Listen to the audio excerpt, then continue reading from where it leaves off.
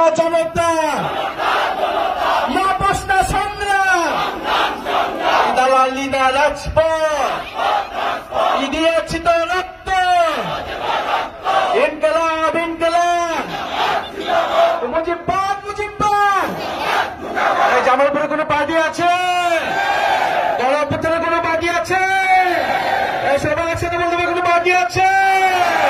হাতে তালি দিয়ে বলতে হবে কোনো পার্টি আছে?